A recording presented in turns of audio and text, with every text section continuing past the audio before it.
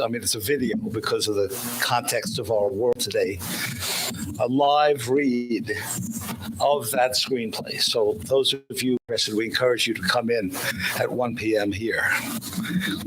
This evening, sorry? Oh, is it 4? I wrote down. It's 4. You can ask my wife. She'll tell you, never trust a Lambert man with time. My mother told her that, and she was right. Later this day at 7, Ivor Davis is joining us. Ivor is a friend.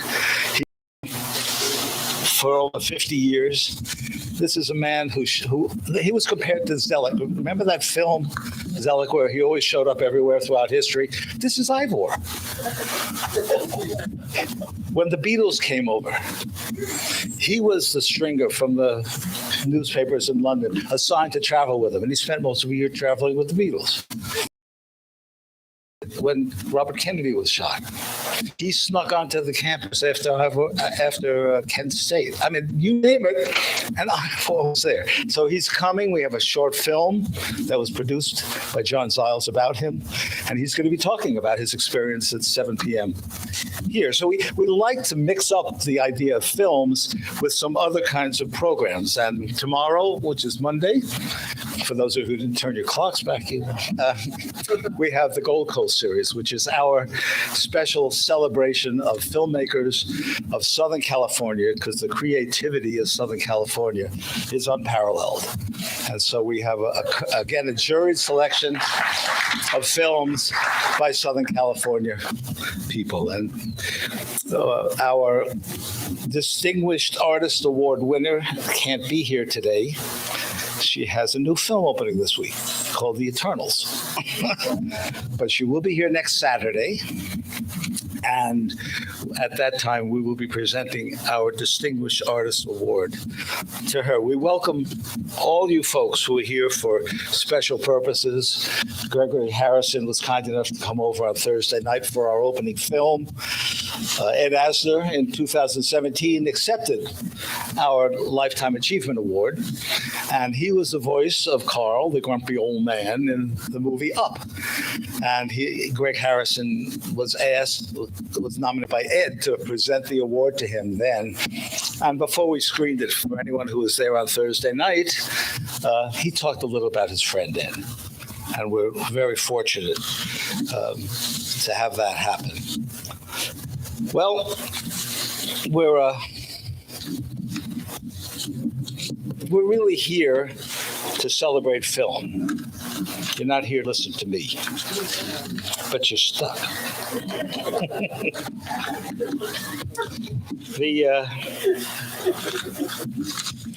Before we get into that celebratory aspect of it, let me take some time to mention some of the people who make this film festival possible. We have dedicated volunteers. This is a complete volunteer organization. Yeah, I think so. Absolutely. Spend a year planning and working to make this festival happen. And there are too many to name, but nevertheless, I'm going to do so anyway.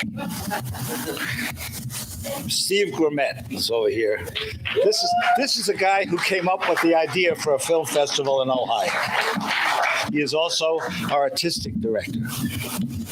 Okay. Bruce Novotny. Bruce, I know, is here.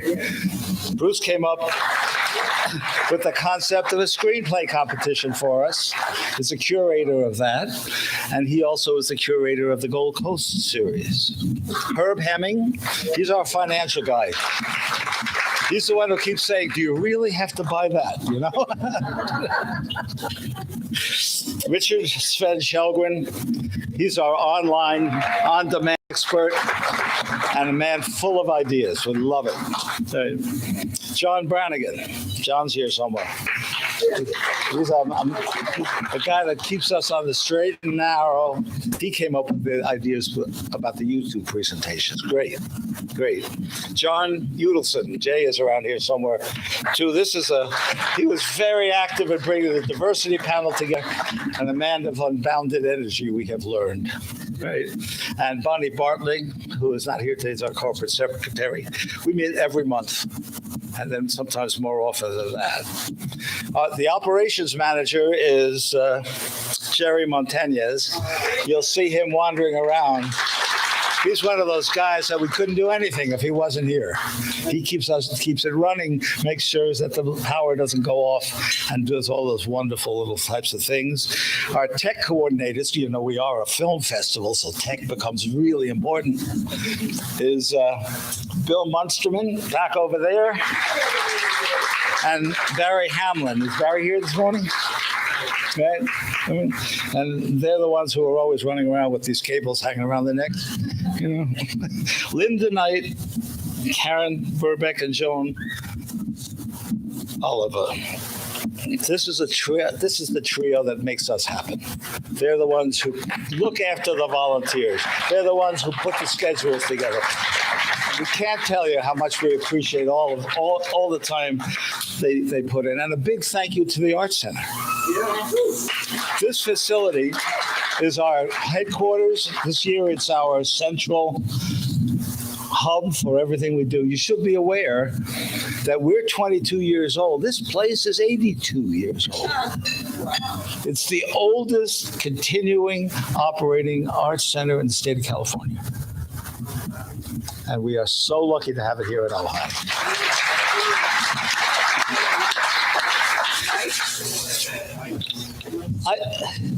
That's next. And we have a young lady, Mike Giordano. You're eating the food that you got together today. Last night's party is Mike's work. A terrific person, and always willing to be helpful.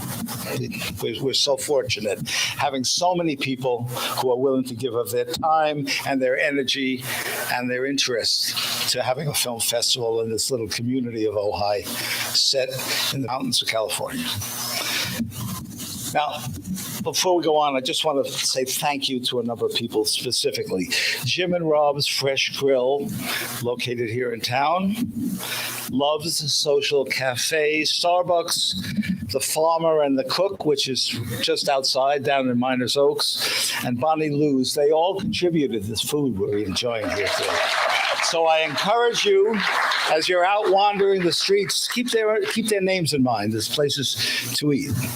And then we have several others. The City of Ojai, which actively encourages us to keep doing this. They have provided the use of Libby Bowl over here on our Thursday night. So we thank them very much. We have one of the self-storage places, Ojai Self-Storage, been a sponsor of this group 20 years. Right. There's a Ojai group called the Fink Foundation that's helps sponsor us. The Rotary Club of Ojai this year has specifically helped sponsor the diversity program. The Blue Highways Productions, they're the one whose catalogs you've been looking in all the time. Part of our help. The Ojai Quarterly, which is one of the magazines that comes out here in Ojai, celebrating Ojai. And of course, the last one, but not the least one, is Panavision. Panavision has been a supporter of the Ojai Film Festival back before I got involved, which is 12 years ago. And we thank them so very, very much. They actually provide something very nice for a couple of our award winners. Right? But we really are here to celebrate contemporary filmmaking, to recognize those whose juried work are the best. We are judged by our jurors as the best submissions, and to pay homage to a wonderful professional in the field who, of course, can't be here, will come next weekend. And to help us do this, we have another Ojai local who's going to be our MC, Peter Fox. Peter Fox is an actor and a writer. His play, Acts of God, was published by Samuel French and Company. He has written and directed the Cine Golden Eagle Award-winning short film, The Sorrowful Mysteries of Boomer Pastor. He was a member of the Alliance Repertory Theater in Los Angeles, where he served as the artistic director for 16 years, while also teaching directing at UCLA. Graduate of Harvard University, though they won't admit it, I think. And has twice served as a film festival juror. He lives here in Ojai, where he's been a member of both the Theater 150 group and the Arts Center Theater. He resides here with his wife, Julie, and as he puts it, two ill-mannered but well-pampered cats. Peter, thank you.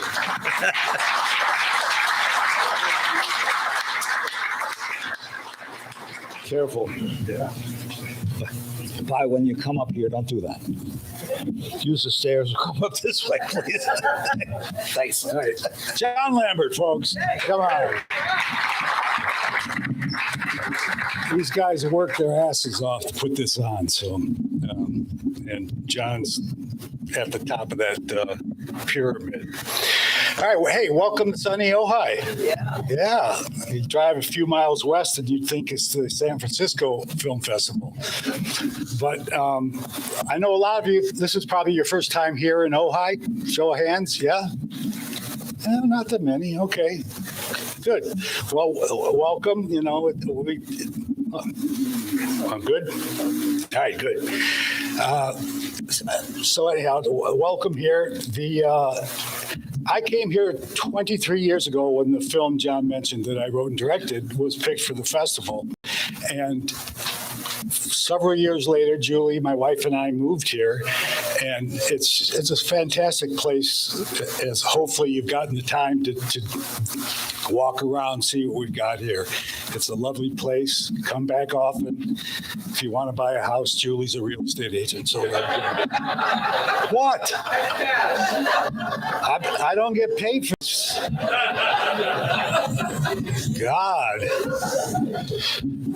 Anyhow, come back to Ojai. A lot of people ask, what does Ojai mean? What's the meaning of the word? And the Chumash Indians used to live right over there. Well, all over, but they had an encampment right over there.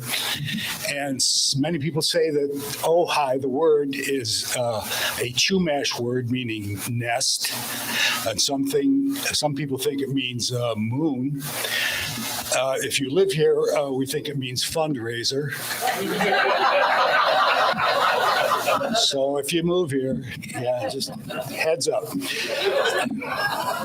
So anyhow, we got a lot of awards to get through. Being an actor, I was hoping I was going to be able to speak about myself a lot more. But I've been told by Steve and John to shut up and get the show on the road. All right, so the first thing we're going to deal with is the Distinguished Artist Achievement Award. Sven Shelgren's going to come up and speak a few words about that. And big hand for Shell. Yep.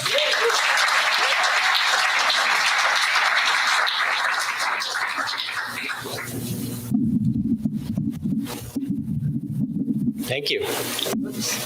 Went back down.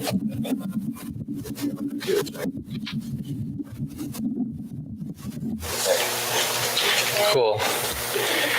Each year we choose a Distinguished Artist Achievement Award winner. It's given to a member of the film and entertainment community who's achieved recognized excellence in their profession. And this year there wasn't much doubt. We talked quickly about the options, and clearly we have a local Ojai resident, Chloe Zhao, who deserves this award and will be given it next weekend. She's unfortunately releasing a fairly large movie this weekend and could not make it. And she really wanted to be here and will be happy to be here next weekend. So we're sorry she can't join us for all the gathered people here who have to leave town. But basically, she's been writing, producing, and directing films for a short time from China originally, and now living in Ojai. And she's had enormous success. As we all know, Nomadland won the Academy Award in several categories. And from that, she was gifted a beautiful job on the Marvel's The Eternals, which is being released right now. And she wrote that as well as directed it. She co-wrote it. So if any of us need a kind of role model or a path to go on, she's done it. She's right here with us, and it was very successful. So next weekend on Saturday night, there'll be a showing of her movie, The Rider. And we're going to use 2 rooms, and then she'll be here for a Q&A and a reception afterwards. I know a lot of you already have tickets. If you want to come and you don't have a ticket, get it quick because they're about to sell out, I think. But she will be presented with the Libby Award at that time next weekend. So a hand for Chloe Zhao.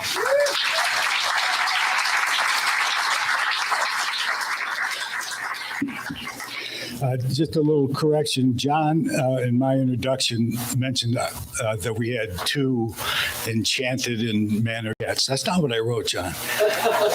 They are 2 entitled and ill-mannered cats.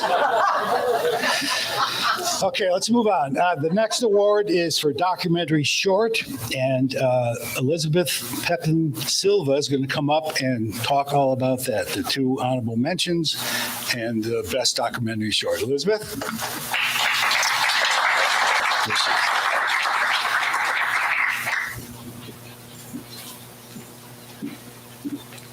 Hi, I'm Elizabeth Pepin Silva, and I was one of the judges this year. And I'm also a documentary filmmaker and archival producer for other people's documentaries. So this year, it felt pretty unanimous, the 3 films that we chose. We have 2 honorable mentions and then the winner. The first one is Samado, and I apologize, I might not be saying this correctly, by Amirali Mirderfand. Probably butchering that name. It depicts the everyday life of a rural Iranian family. And what was amazing about this film is that it felt like the filmmaker really captured this family's life and showed a part of Iran that I don't think that we normally get to see. Unfortunately, the subtitles, if you see the film, you'll notice the subtitles are a little rough. But I think that despite that challenge, the power of the filmmaking really comes through, and you really get to know this family and the challenges that they face. They only have daughters, no sons, and so the father allows his 2 daughters to really be themselves and live the life that they want to live.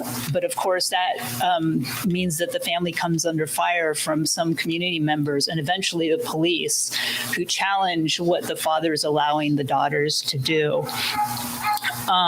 It's a beautiful film and well shot, and we felt that it deserved an honorable mention this year.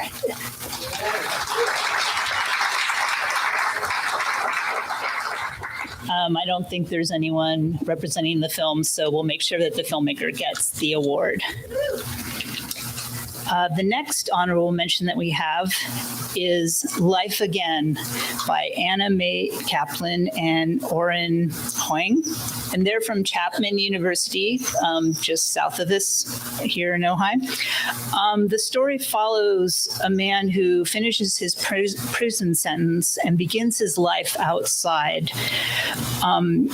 There's a beautiful use of line drawing animation throughout the film, and the directors were really able to draw their subject out and allow him to be vulnerable and open about his life and the challenges that he faces. It's moving and inspiring, and what is really amazing is that this is a student film. So congratulations to both filmmakers for Life Again for the honorable mention.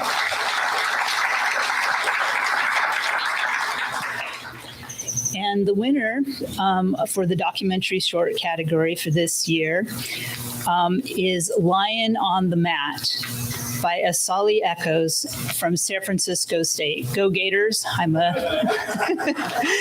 an alumni of San Francisco State and very proud of that this film won. We all 3 of the judges felt that this film should win the award. It follows a single mother who trains in martial arts as a way to heal from childhood trauma and an abusive ex-husband. Again, it's another inspiring and well-told story about the power of sports in one's life. And we were all very impressed by the way the filmmaker not only visually told the story, but also the script. So congratulations to Lion on the Mat. Is there anybody representing that film here? Nope. Okay. Well, we'll make sure that all three awards get to the filmmakers. Thank you so much.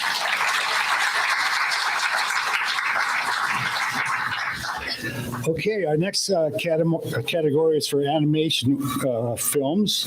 One of the awards for the best animated film is named after a local cartoonist, Sergio Argoness. It's Argoness, right? And for those of you who are old enough to know, this guy did cartoons for Mad Magazine, and he was the best. So Dax Schaefer is going to come up and talk about the two honorable mentions and the best animated film award. Dax?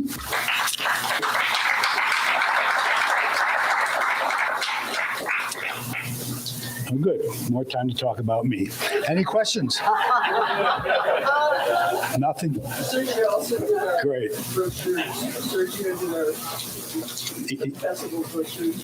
Oh, Sergio did the brochures? Gotcha. All right. Well, I don't have that information for the rest of the animated stuff, so I'll be right back. All right. So, Dax, let's move on then. The next presenter is a film festival board member, Bruce Novotny. He's going to come up and explain the screenwriting competition and present the award for best original screenplay. Bruce, I know you're here. Here we go.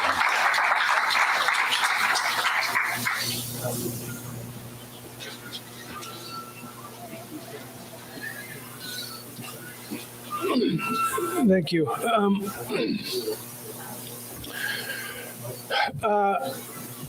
We started the Screenwriting Award. This is the 6th year it's been given out.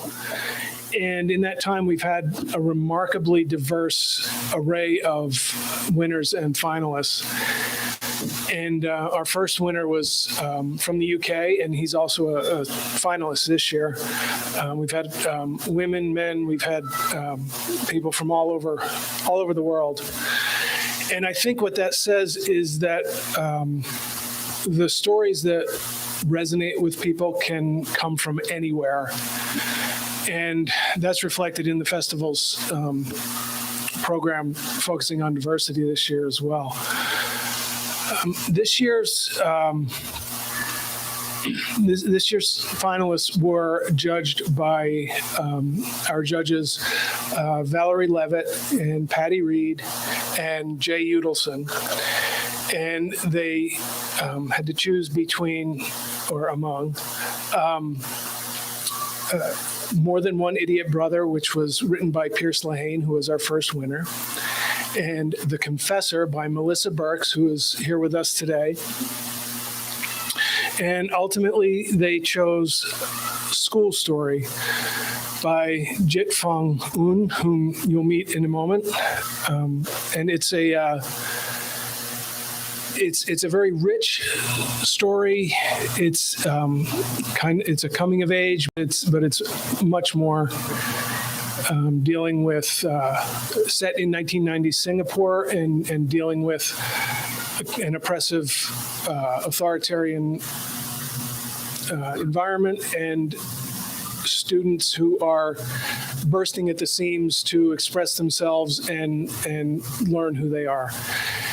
And it'll be presented, as John said, later this afternoon as a recorded Zoom table read by a group of accomplished actors, directed by my friend Frida de Lackner, who will also be here.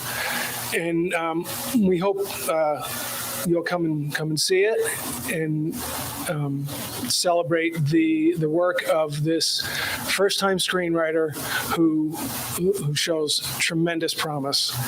And we're happy to welcome him here to the Ojai Film Festival. Jit Fong Un.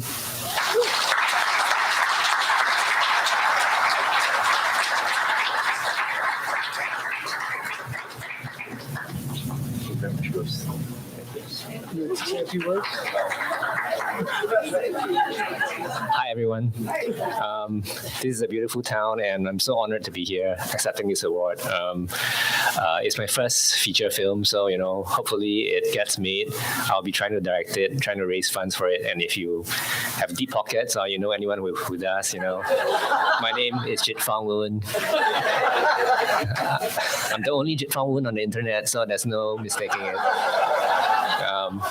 Anyway, again, so happy to be here to be receiving this. I'm so honored, and please come to the table read at 4 p.m. Hope to see you there. Thank you.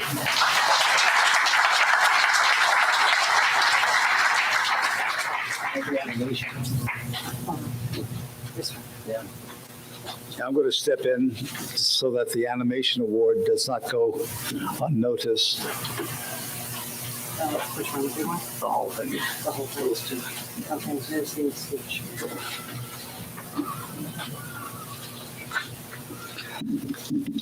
As Peter said, the animation award is named the Sergio Argoness Award.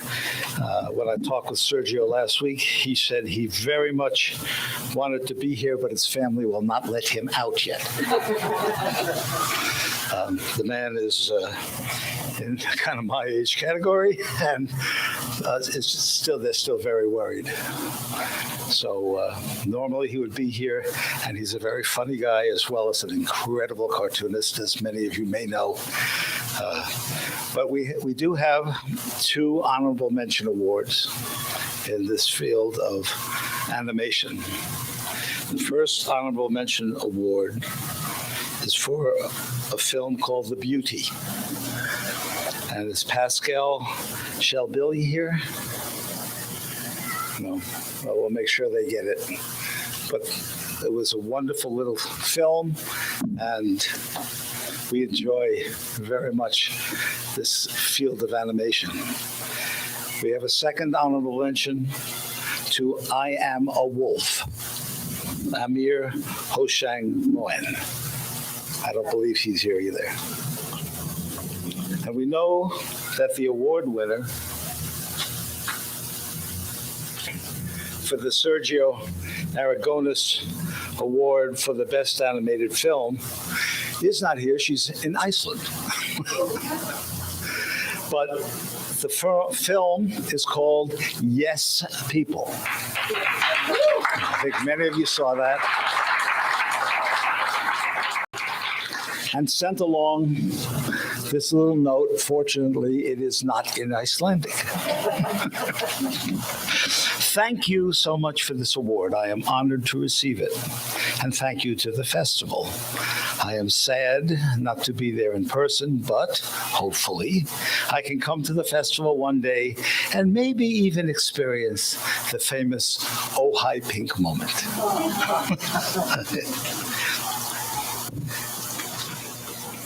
Thank you, Peter.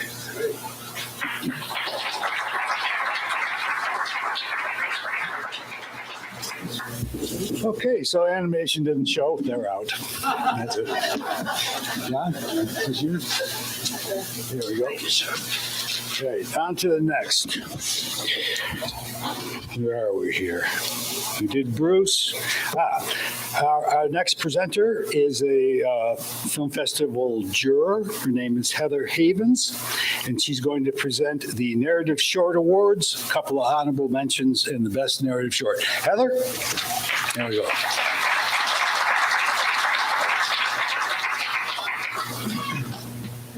Good evening, good afternoon. It's great to see everybody here. It's a beautiful day. Our first honorable mention is My Dear Corpses, and this is an Estonian film. The director is German Golub, and it's about a cynical and alienated teen who gets a job as a corpse carrier and meets a very unusual coworker. I understand the filmmaker can't be here today, but we will make sure that he gets his award.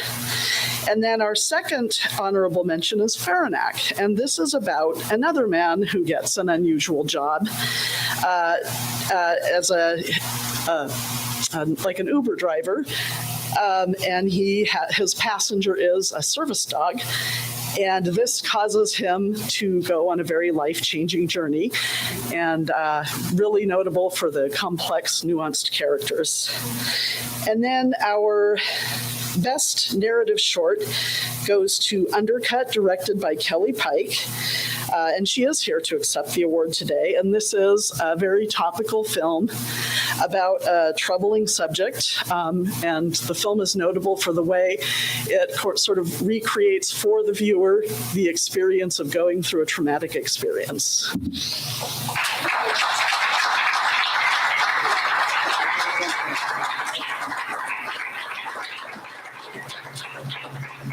Congratulations. Thank you. Do I get to say thank you?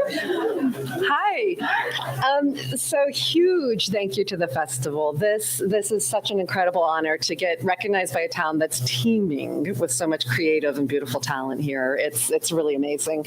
Also, huge thank you to audience members. One of the hardest lessons that came this last year with virtual festivals having to take place because we couldn't meet in person was that we need our audience. We need our audience to have films, and it's not the same without them. So if anyone can come out today, this film is playing at 4 today, and I hope you'll be there, but thank you so much for everyone who does come out and watch these films in person. You're absolutely part of the process. It's not a film until it has an audience. So thank you, everyone. Kelly Pike, folks, she's only here today. I want to second John to thank Michael and her crew for all this food and drink we're having. I mean, it's a huge job. Michael, good. Thank you. All right. Our next presenter is Karen Stellwagen. She will be presenting the documentary features. Karen? That's me. You snuck up on me. I know. Hi. Hey, so welcome. I always look forward to this time of year. It's such a beautiful place and beautiful festival. And usually us documentary jurors, we look forward to this time of the year so we can haggle, because we love to haggle. But this year we didn't haggle because the two films that rose to the top were just absolutely excellent. And I really want to encourage and build a documentary audience here, so I am hoping you will all go. We have a really rich history of activist films at the festival, and both of these two films are activist films, incredibly well done. So the honorable mention is a tough subject, and sometimes it's hard to get yourself to go to a tough documentary, except it's so well done that I would really urge you to go. And it's called Missing in Brooks County. And we've heard a lot about immigration in the last 4 years. This film is about people crossing the border. One thing we haven't heard so much about is how the U.S. deterrence policies actually are responsible for killing a lot of people. And it's a tough subject, but it's really well done. So I encourage you to go. Honorable mention, Missing in Brooks County. Okay, so our winner, I have to say, when I am a member of the jury and I'm watching all the films, I have a little piece of paper and I wrote, "Thank you for making this film," for our winner. It's a remarkable film. It's called In the Dark of the Valley. And everyone here needs to go see this film. It's in our neighborhood. It's happening here, and it's a story I had heard about in the LA Times a few times, but nobody ever really did justice to the nuclear facility down the road and the impact that it's had on tons of people, children and adults and all of us, without us even knowing. And not only that, but the film is incredible. The editing is something that is remarkable. And the woman who is featured in the film, I want to give a shout out to her because she's a regular person who had to rise to a challenge. And, you know, should all of us, is she here? Oh, well, you got to stand up. Woo-hoo!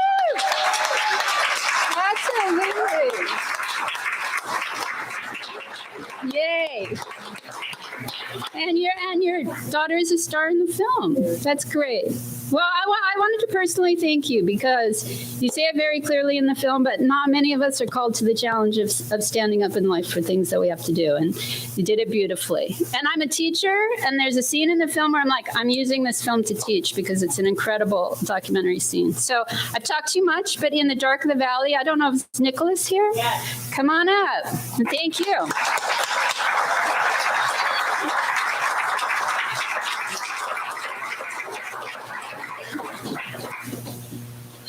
So literally, thank you for making the film. Thank you so much.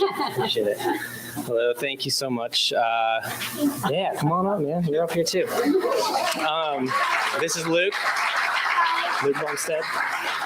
It is really an honor to be here. It's an honor to accept this award. I was going to shout you out in a second. No, you can stay here, Grace. Stay here.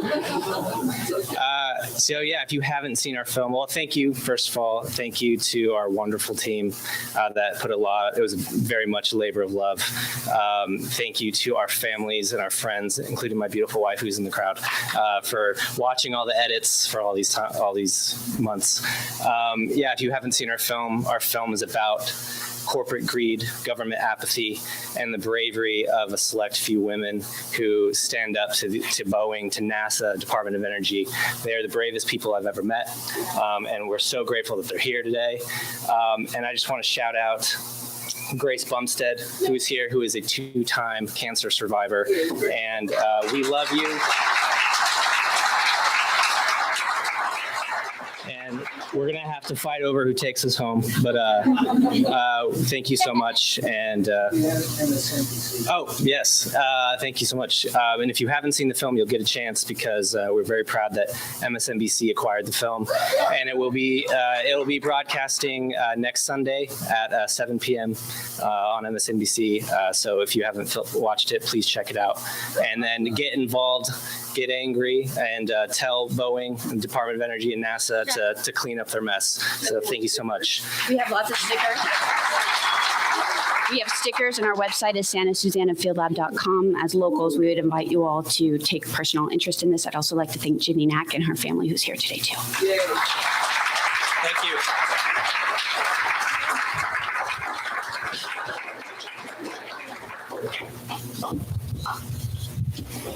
Get that kid an agent. Quick. All right, next, our next presenter is a film festival juror. Camera's on. Hey, how you doing? He has worked with Norman Lear and Francis Ford Coppola. He is the film traffic manager, which means he has to look at every frame of every film, which is huge. His name is Roger Hartman. He's going to come up here and present the Narrative Features Award.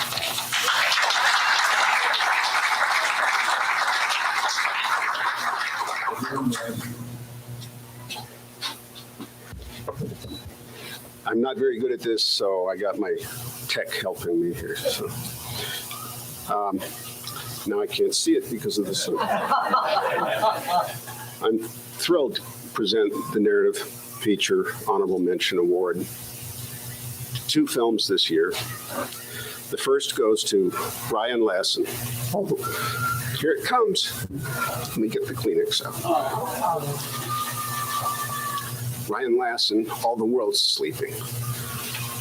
Having watched thousands of films over many decades, suspending disbelief can be difficult for me. But from frame one, this film had me. All the World is Sleeping will screen tonight at 7, followed with a Q&A, and will live stream on demand at our virtual festival Tuesday through Sunday. I was deeply moved by this film. The performance delivered by Melissa Barrera, sorry if I butchered that name, as Chama was so compelling. I had to keep reminding myself that she was an actor and not simply portraying herself. The heart and craft of this film, raw around the edges, tender at times, disturbing at others, is truly remarkable. I just say dead kittens to myself until I can stop crying.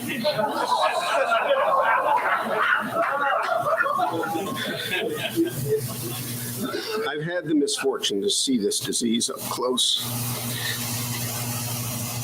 Dead kittens, dead kittens. And I am painfully aware of the nearly insurmountable challenge that overcoming addiction can pose. The nausea, excruciating pain of withdrawal, the guilt and social stigma,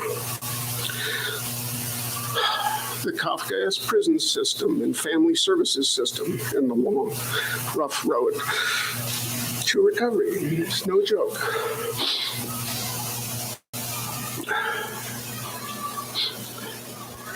I lost my place. Sorry.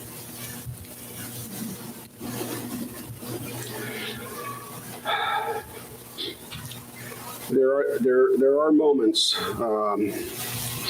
of comic relief. I'm reminded of the banter while cleaning toilets between Chama and Nell regarding Chili's versus Applebee's. To paraphrase the author and Holocaust survivor Viktor Frankl, it is well known that humor can afford an aloofness and an ability to rise above any situation, even if only for a few seconds. Thankfully, all the world is sleeping, has those moments. Is Ryan Lassen here?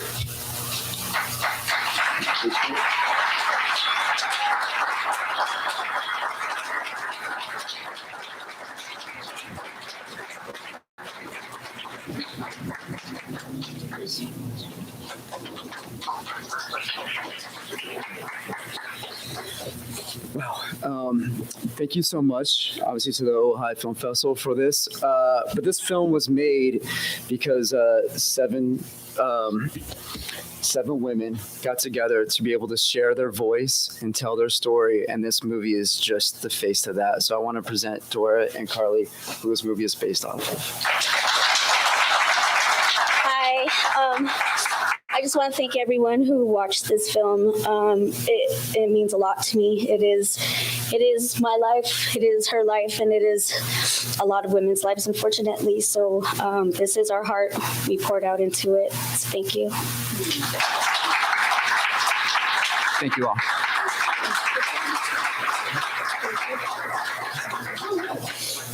My name is Carly Hicks Jones. If you haven't seen the film, there's something in there for everyone. There's something in there for everyone. I mean, even if you just know someone who has problems with addiction or codependence or anything, but it's stigma. I mean, we just want to get our message out there. Thank you.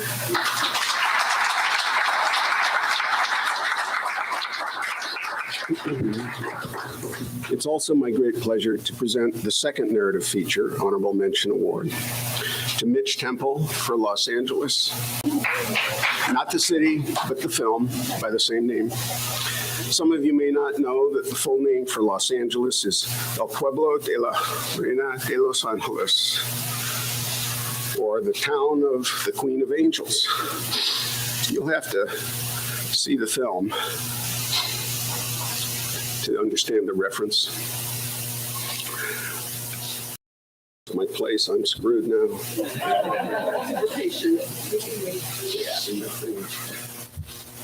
Sorry.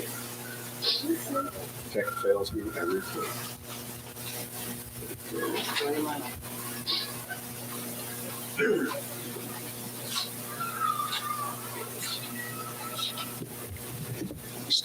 Screening tonight at 7 and also live streaming Tuesday through Sunday.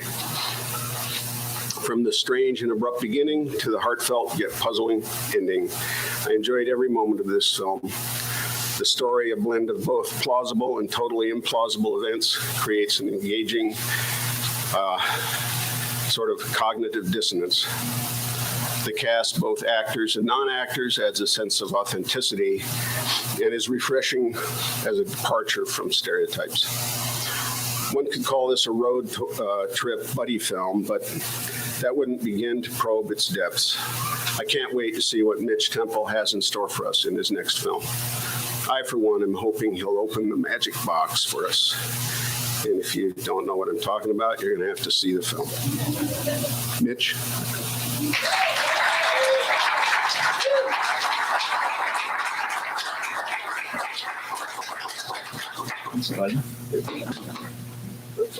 Thanks. I want to say thanks to the Ojai Film Festival. John, you are an extremely charming host, and that goes for all the other volunteers who do such a great job of making it so fun to be here as a filmmaker, and it's been great to meet the other filmmakers as well. Just a delightful place to be, and it's very rewarding. Special thanks to Roger, who's extremely helpful to me leading up to the festival, and then we accidentally got into some other conversations and struck up a quick friendship and had a great time with you, Roger, so thanks. It's been a joy to meet you. It was also so fun to meet Steve last night, the founder. Things got a little fuzzy last night. We were at Topa Topa. We were across the street. Kelly was ordering a lot of tequila. Then we were back at Topa Topa. So in that fuzziness, I just need to clear up one thing that Steve said to us. And Kelly, you got to be the witness. He's like, you know, this is an Academy Award-winning filmmaker here who started this festival. And he said, you know, I was like, well, when's your next film? He's like, God damn it, I've been too busy. I think I need to make that film. I said, is this a promise? He goes, okay, I'll make the next film. I said, okay. Then so you heard it here. Steve promised to make another film next year. So everybody here in Ojai, the next time you're thinking, I got to email Steve about the logistics, kill that thought. Don't email him about any of that crap and say, Steve, how's the film coming along? So that's the spirit that got us all here today. That filmmaking spirit, you know, made this film festival possible. And I'm overjoyed to be a part of it. Thank you.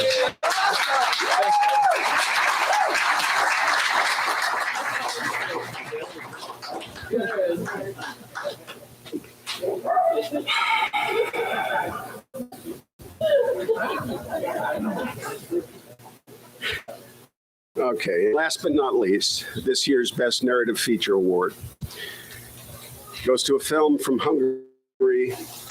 I'm going to butcher another name here. Schrage Attila's film, Tall Tales. Rarely do we encounter a modern film that so thoroughly replicates the film craft and ambiance of the late 40s. Visually luxurious, engaging, and original, with intrigue, suspense, sorrow, deception, romance, and a great score, this film has it all. In a word, masterful. From the opening credits to the O. Henry-esque ending, this film hooks you, reels you in. Distributors would be wise to take note. And if you missed the screening yesterday, I strongly urge you to track it down online at our virtual festival. I'm honored to present the award for Best Narrative Feature of 2021 to Tall Tales.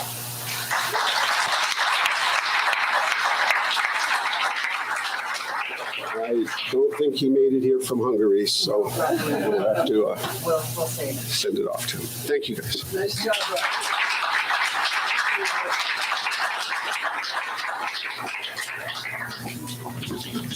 Well, moving along here. That was great, Roger, and thanks for thanking John and Steve. And was there anyone else you wanted to mention?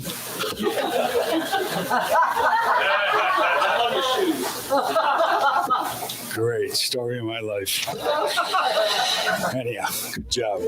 All right, here comes Bruce Novotny again. This is about the Gold Coast film series.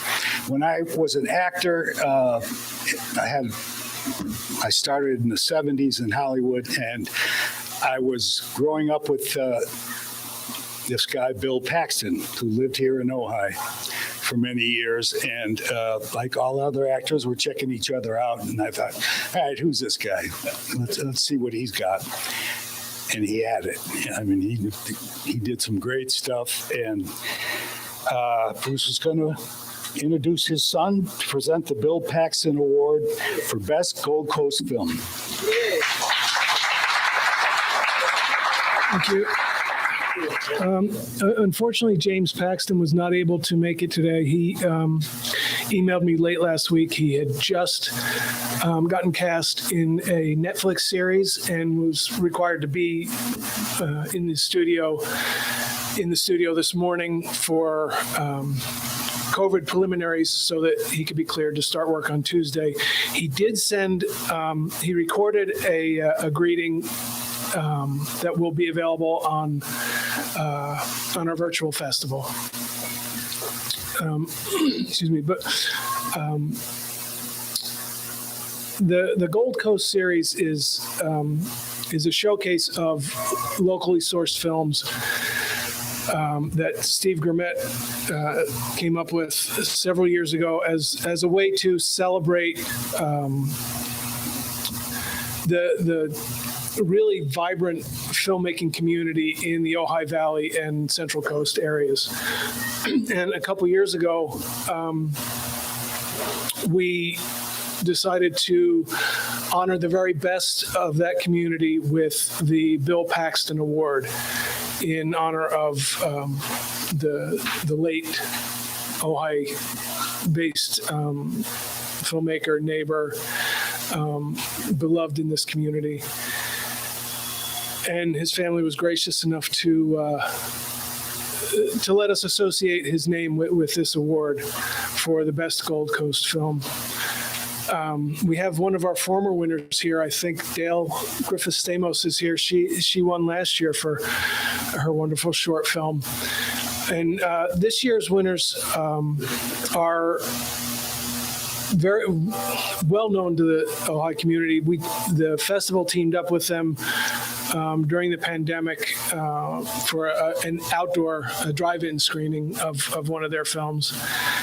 And we're really pleased to be able to further this relationship with the makers of the Revolution Generation, which screens tomorrow at 7 o'clock. All of our Gold Coast films will be screening all day tomorrow, and we hope you'll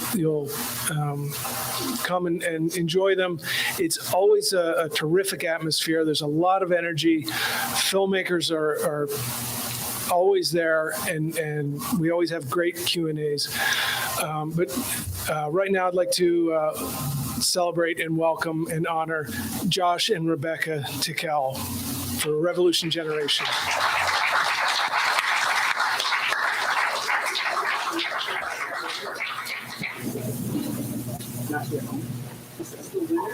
This is yeah, I guess.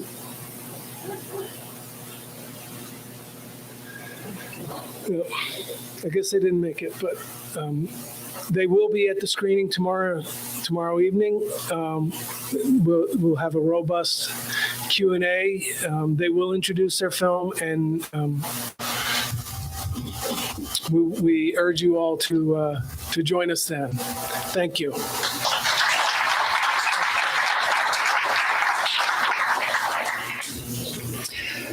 Our next presenter, John Branigan, is a film festival board member.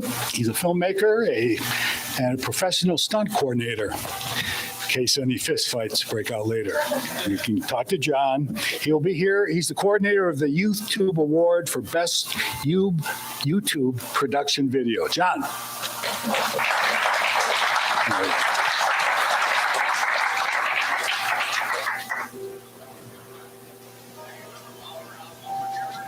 Stay close, Peter. I might need direction. Help me out. Hi, everybody. Can we hear me? Yeah. Real quick, how this award came about is I spent the year of COVID watching YouTube videos because I got tired of, I watched everything on Netflix in a day, and then I got pretty much tired of TV and the news. I was drawn to the category of people out on motorcycles, traveling around the world and telling their story. They're not how-to videos. They're not how to change your oil or how to change a spark plug, but they go on a journey and they tell a story. They have production value, they have music, they have multiple cameras, and again, story being the lead importance of any film, the story. All of our finalists, to me, are winners because they're all happy with what they're doing.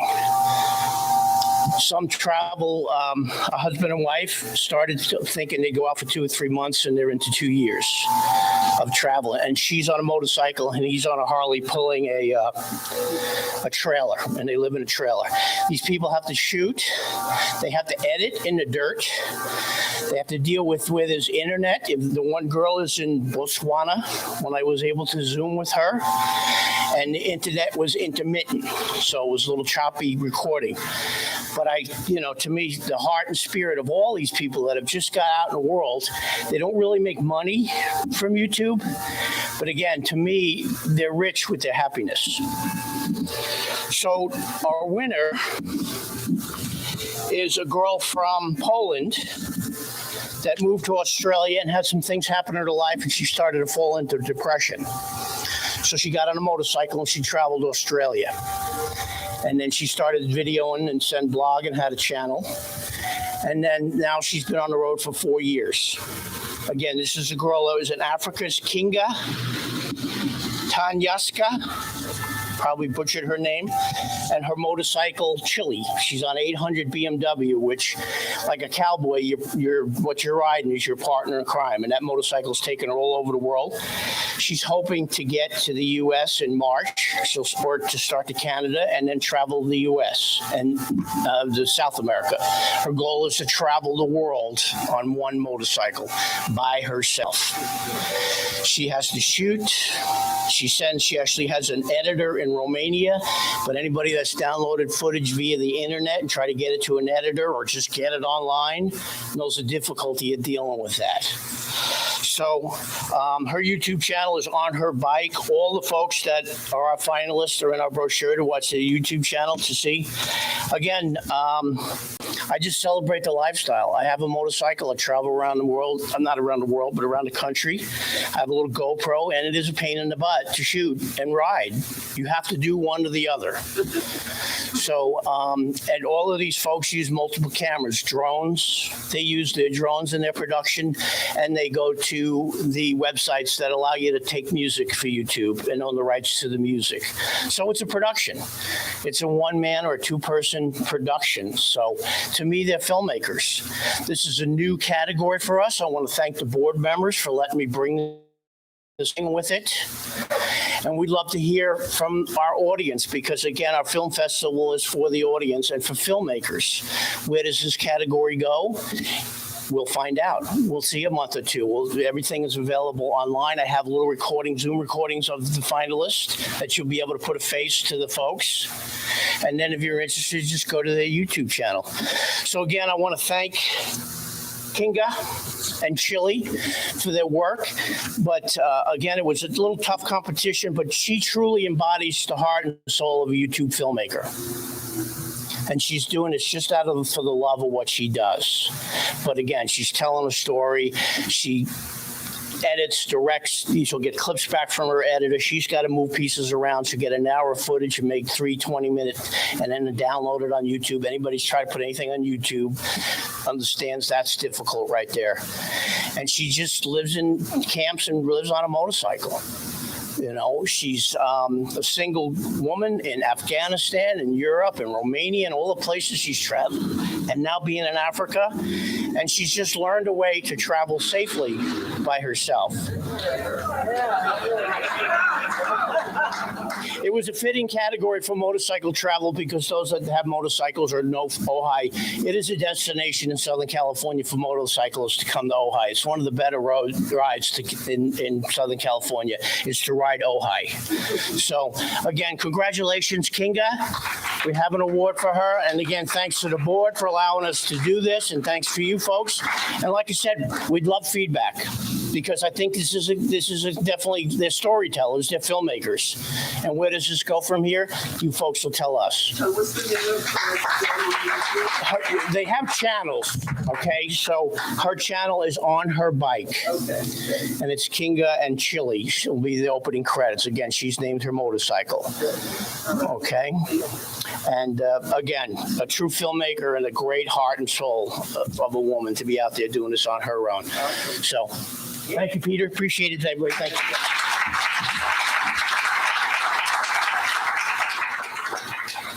Our next presenter is Rosa Costanza to present the Social Impact and Vision Award. Rosa. Rosa's not here. John, do you want to step in on that?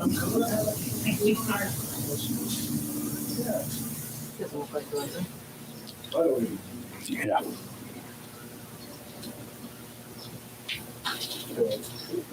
Is Aaron Safa here? I don't know. Oh, yeah, he is. Yeah, I'm sort of the perpetual stand-in, or stand-up in this case. I guess she's caught in traffic. This is Ojai, you know. So the people who live here are complaining about traffic now. Yeah, occasionally you get stuck at a light for about 3 minutes, maybe. I come from the New York area, so traffic, don't talk to me about traffic. I'm sorry Rosa's not here because she was one of the moving forces behind this whole concept of diversity and inclusion. And she reached out to many of the people who came here and joined us yesterday in the diversity panel and on women in film and the LGBTQ plus community. It was our first attempt at this, and we feel very happy with what happened. And Rosa put a lot of time in, along with Jay Udelson, making this kind of thing happen. The first Social Impact and Vision Award is being given. We have 13 films that were pulled out of the submissions that we felt embodied what this is all about. And it was the award goes to a film that I enjoyed particularly, and I think many people did last night. Warren Soltaki, did I get it right? Warren Salaki, thank you. Put together a film. I have the.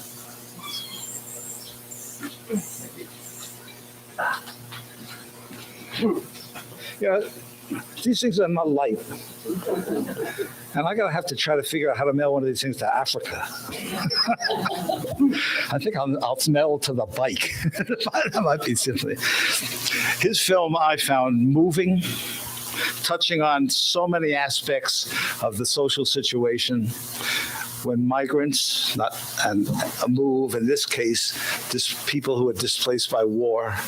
It's a beautifully shot, well-produced, very impactful story of a group that were taken out of a camp in the war-torn parts of our world in the Middle East and moved to a small community on the plains of Canada. And it touches on all the different aspects of what that brings about. So I'm very happy and delighted to ask Warren to come up and accept our festival, our first Social Impact and Vision Award. Oh, thank you. Please.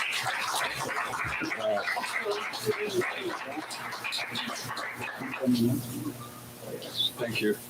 I just have a couple words. Yeah, you can, but I also want to bring up somebody else.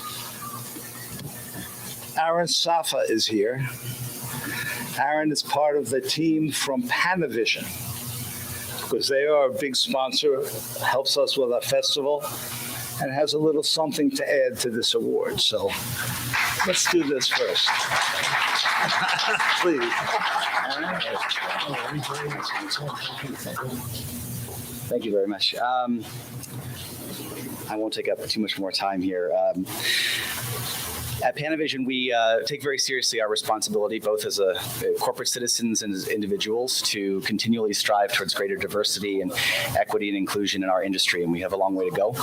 And that's why it's very important to highlight the films and filmmakers who promote these values. So as part of this award today, it's our pleasure to include a grant award for a Panavision camera package rental valued at $60,000 for the next project. Oh, that's fine. I got the wrong one. So I'll get the right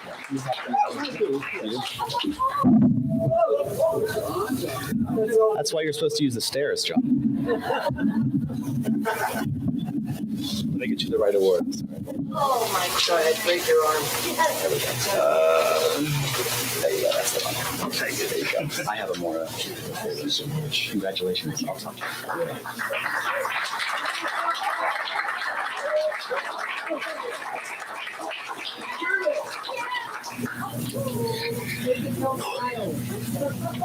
I love cats, so I can't do the cats quote. So I'll just. I forgot to say what the name of the film is. Jasmine Road. So yes, my film is called Jasmine Road.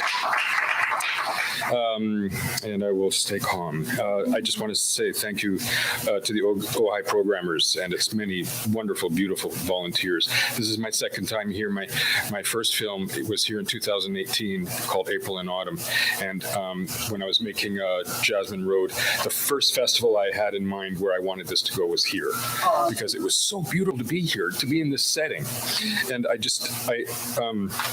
made it for many other reasons, but I made it for Ojai as well.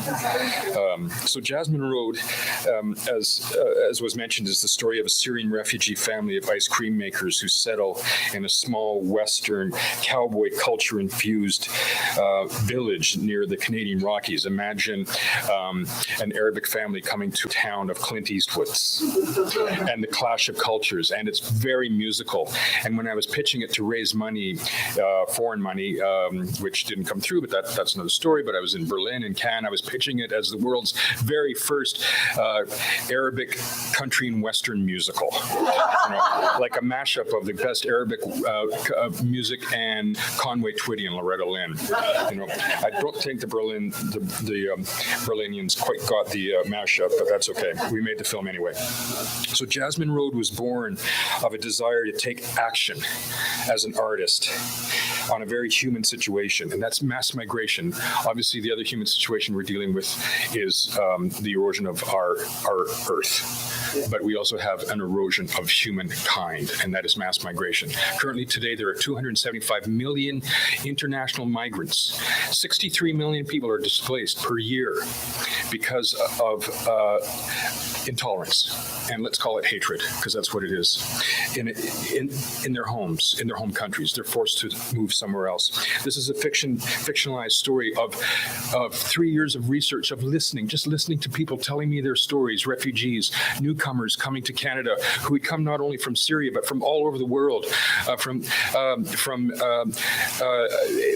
areas in Asia where there is mass migration happening, from just many different cultures. And the key was not to try and offer answers, but to listen and to somehow, as a non-Arabic or a person who is not in that diverse culture that was talking to me, to just listen and to find a place to build an olive branch of hope, to offer to audiences like you, like us. In essence,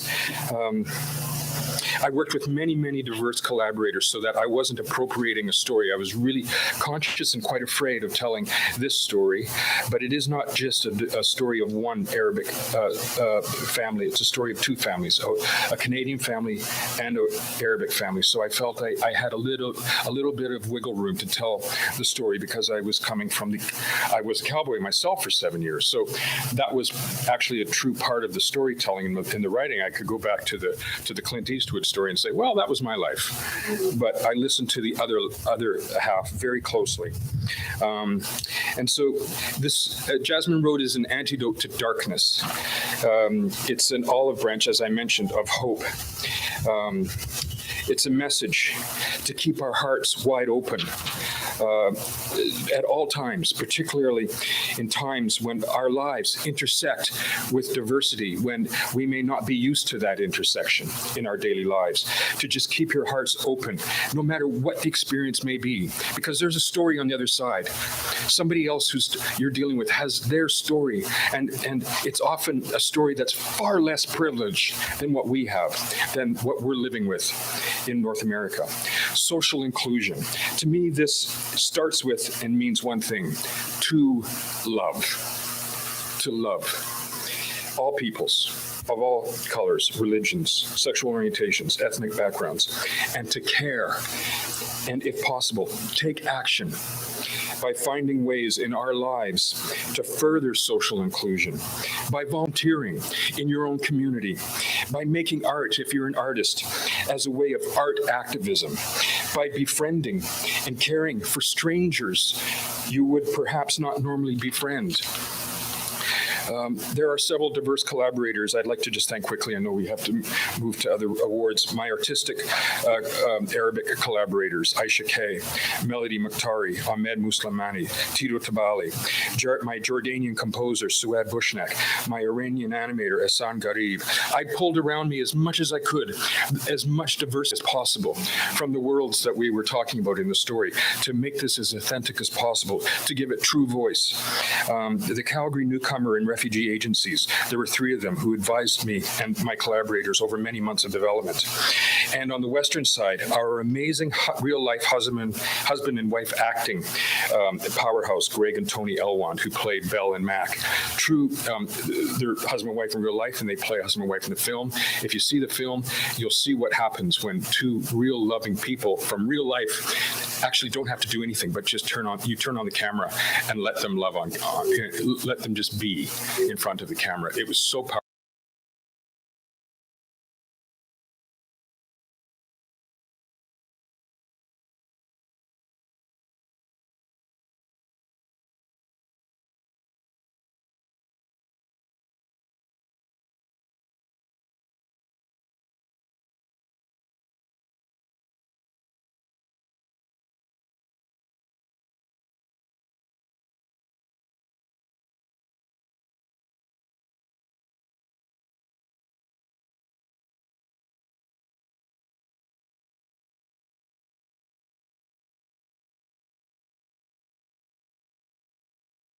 There was my co-executive producer on the film and was invaluable in his support. They are here today, and my brother Don, who came down from Canada as well, could not be here, but he was the art director on the film. Jasmine Road is made by and born out of family. It is about love and family. My family has taught me since an early age to serve others in some way, to be of service to others. And there's one other person I'd like to thank who has served many. And for those of you who are with the festival, you probably know her name. And I've never met her. Actually, I did meet her once in 2018. Anne Schrage.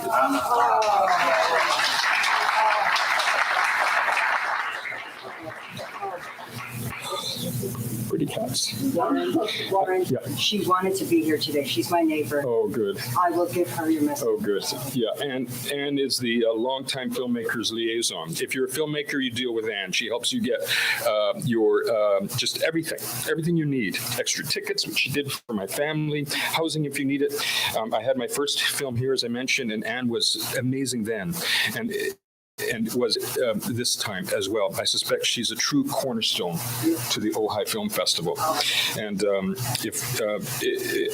thanking her in spirit. Thank you, Ojai, for opening your arms to Jasmine Road and its rays of light and hope and compassion and tolerance. Love one and love all.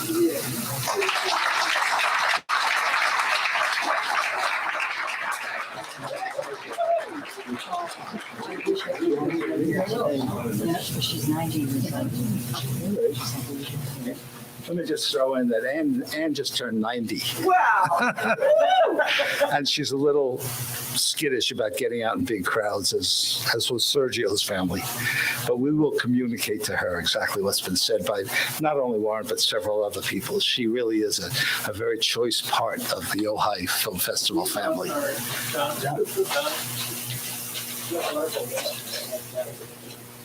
Are there?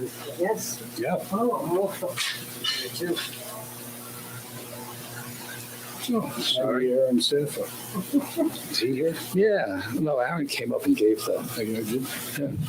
Oh, see how well organized this is? There are 2 honorable mentions in this category. Social impact. This is the Social Impact and Vision Award. One was a remarkable film. It took me by surprise when I looked at it. And I thought it called for a really incredible imagination, kind of put it together and present it the way it was. It's called, the first honorable mention is for a film called The Forgotten Place. The Forgotten Place. Is there anyone here with the honorable mention for that? No. Sorry about that. The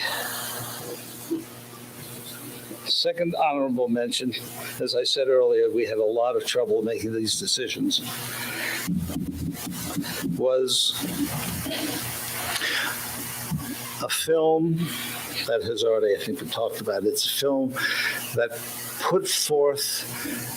brought forth the human dimension of the current problems going on our southern border, with the movement of illegal immigrants coming into our country, legal people going back, the families involved. It's called Missing in Brooks County. Do we have someone here from that film? I don't think so. But it's a very powerful film that brings out the humanity of what's happening. It brings out issues of the ranchers, some of the ranchers who live there and their attitudes, and other people in ranches and their attitudes of putting out water and doing, supporting and trying to help this movement of humanity that our world is generating today.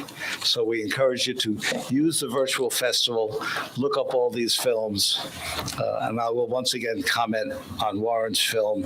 I found it a remarkable piece of work. Thank you so much.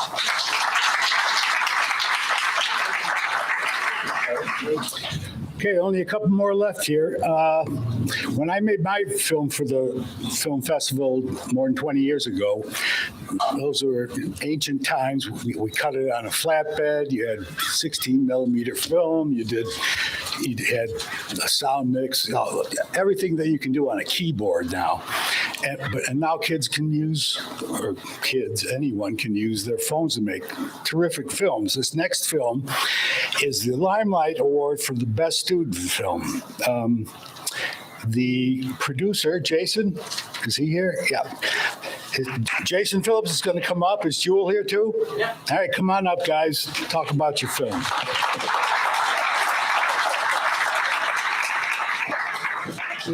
It's called Voodoo Macbeth. I saw it the other night. Check it out on streaming. It's terrific. Thank you so much. Well, first, thank you so much for having us. It's such an honor to be here, and to have our movie screen with an audience is just such an amazing gift. Voodoo Macbeth tells the story of the first all-black cast to perform Macbeth in Harlem, New York in 1936, directed by Orson Welles when he was 20 years old, and is made with a crew of 10 directors, 8 writers, and a bunch of USC alumni. Every 10 minutes in the movie, you'll basically have a new director. And it speaks to the idea at the end of the day, one of the major themes is community over the individual. And to make something that truly matters and means something, it takes a village to do it. And so we're very proud of this film. I'm going to let Jewel speak a little bit on behalf of it as well, but we're extremely grateful and honored to be here. And thank you so much for this award. Thank you. Thank you. From the beginning, when we sat down for the read-through, we couldn't believe no one had told this story. It was so impactful, and it was such an incredible part of Black history, of theater history, of New York history, a portion of Orson Welles that we never talk about. We always focus on his later life. And one of the most impactful things for me as an actor to do this story was that here you have this young actor who thinks he's going to come in and uphold a community based on his ego and his talent. And by the end, the only way for him to achieve the dream is to give the story back to the community, to empower it, to which it comes from and to which it belongs.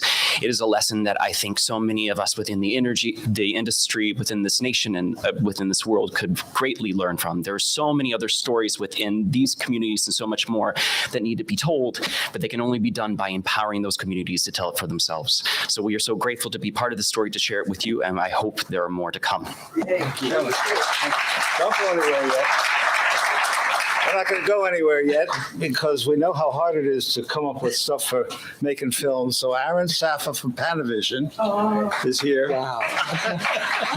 Hey, Jim. Nice to meet you. Yeah. Thank you so much. Wow. Thanks very much. Again, I know we're running long. I do have to say one thing, which is it's really great to be here in person. It's my first festival back doing this in person, and especially in a place like Ojai on a day like today. So just very briefly, at Panavision, I run something called the New Filmmaker Program. And the entire point of the program is to provide support, outreach, and access to aspiring filmmakers, which is a really cool job. So we do that through educational presentations. We do it through school outreach. So you're from USC, is that right? Yeah. Okay. I'm a Bruin. That's okay. So is my brother. Okay, good. All right.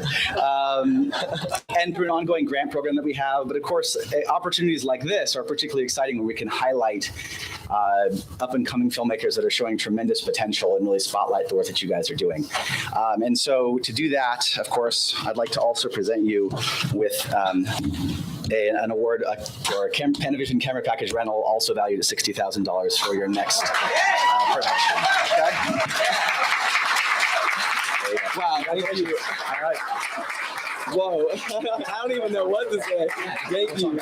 Yeah, thank you so much. All right, thank you, everyone.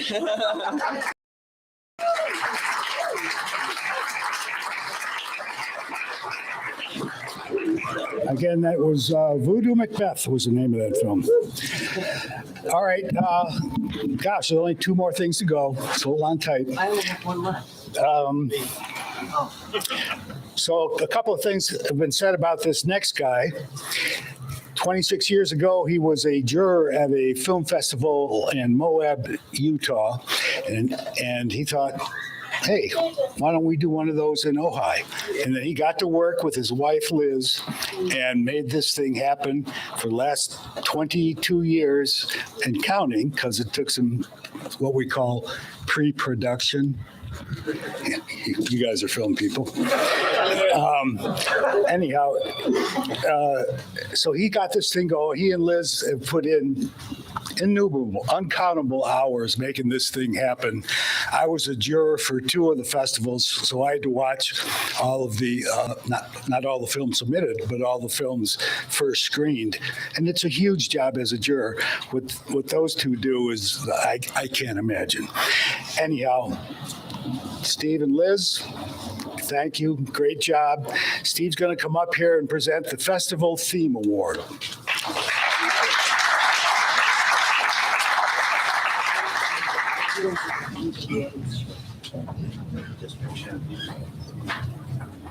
Thank you, Peter. Thank you very much. It's great to see so many people here live. Thank you. Oh, And that's okay. I forgot to mention, he's an Academy Award nominee. Well, and winner, but who's counting? That's and by the way, thank you, Mitch, for those comments earlier. I was wondering what you guys were drinking. Tequila. Yeah, figures. Anyway, I will make that movie. Thank you. Okay. So the Festival Theme Award. Well, the festival was started 22 years ago, and since the beginning, we've associated ourselves with the theme enriching the human spirit through film. Now, you could say, and I think it's certainly true, that any great work of art enriches the human spirit, but for this award, we tend to focus on films that inspire us, films that make us feel good as members of the human race by telling us stories of people who, in their own lives, have lived out the best aspects of human nature. And the winner this year is a documentary called The Conductor, directed by Bernadette Wittgenstein.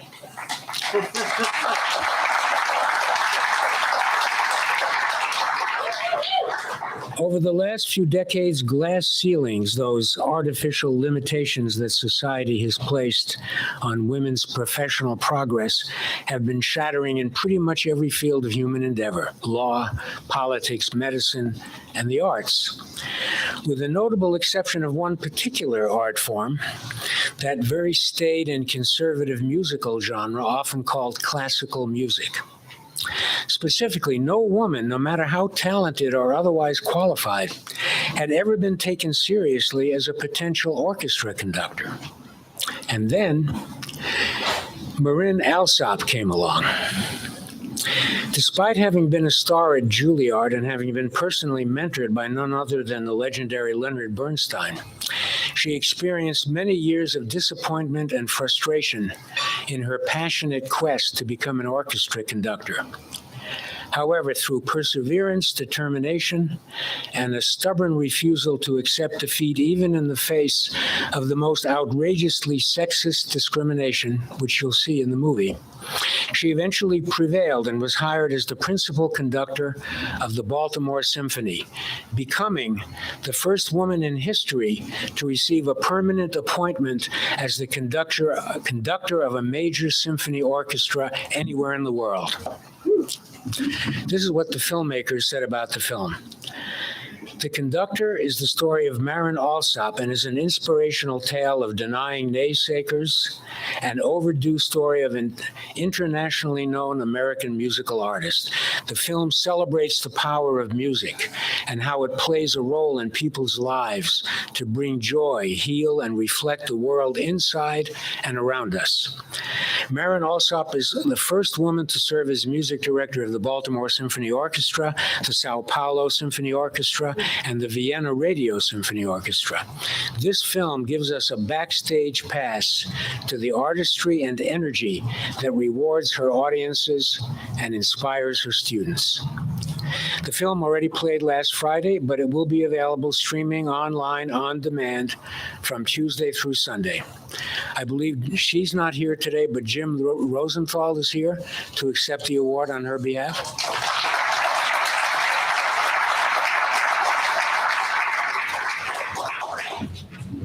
Thank you.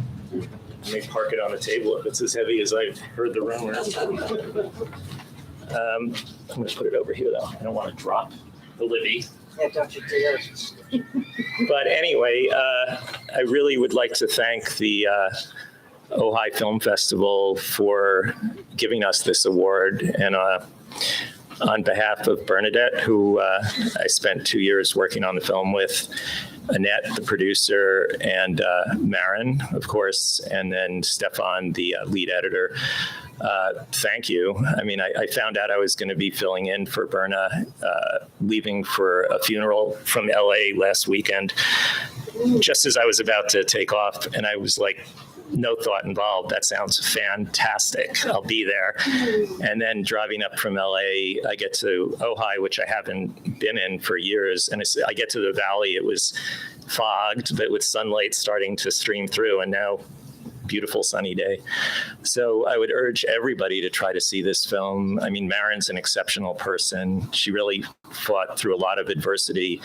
And today sponsors all kinds of programs. There's Orchids, which is in Baltimore, but she's trying to roll it out for, I think, the entire country. And it's enabling, all kinds of children, but especially lower income kids, to participate in music programs and through their involvement and engagement in the arts to find new places for themselves, in society and life, and just give them sort of a pathway to other parts of human existence that they might not really have the privilege to have access to. So anyway, thanks. Have a lovely day. I'm going to try to see some of the other things in the program. And what can I say? I really appreciate it. I have the fly. So, okay, thanks, Steve. Thank you. Well, okay, that's it for me. It's great talking to you, talented group of people coming here, and enjoy yourselves while you have the time. John's going to close it out with a few mentions about the Audience Choice Award. Thank you, Pete.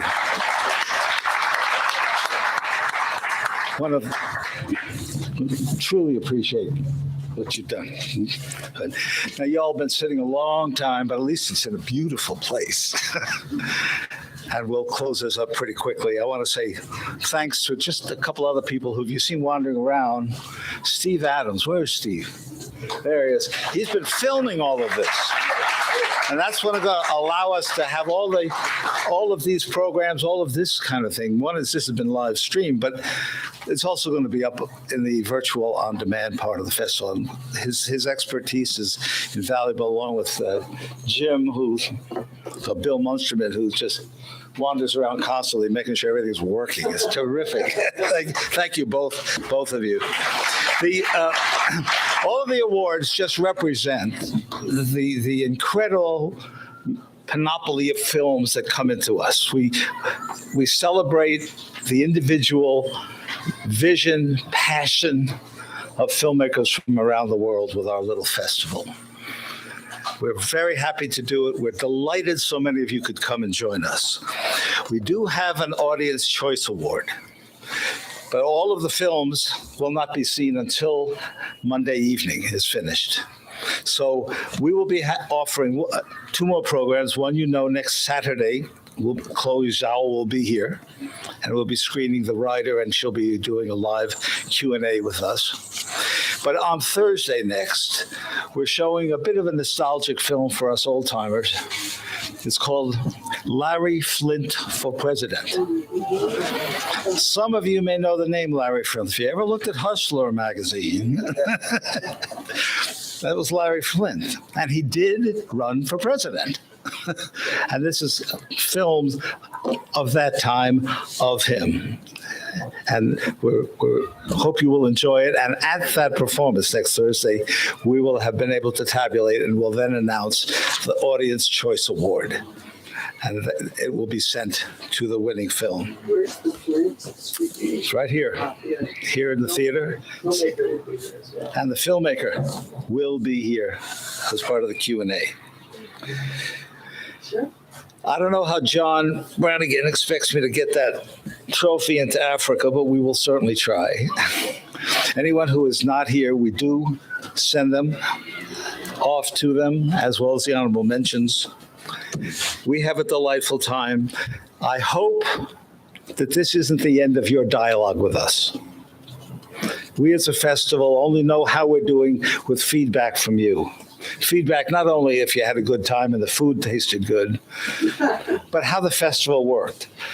What did you like about it? What didn't you like about it? Where would you like to see us go with a festival like this one? Got any ideas of how we can get LA to notice us? All sorts of things. That helps us. Feedback. OhioFilmFestival.com has a place where you can just send information to us. info@ohiofilmfestival.com will get to us. So let us know. Give us feedback. We truly appreciate it. That's going to help us plan on for next year. We appreciate greatly your coming. You're enjoying the stoicism you've shown sitting on these chairs. Have a wonderful day. For those who have young children, if you haven't noticed, right across the park here is a remarkable children's play area. Make sure you bring them over there. You may never get them back. When they built that new area, they interviewed children all over the valley on what to put in it. So it's one of the most popular things in Libby Park. Right? I hope you continue to enjoy your films, attend, talk with us. Have a grand day. Thank you so much for coming. Thanks for everybody. Peter, who made this possible. Thank you.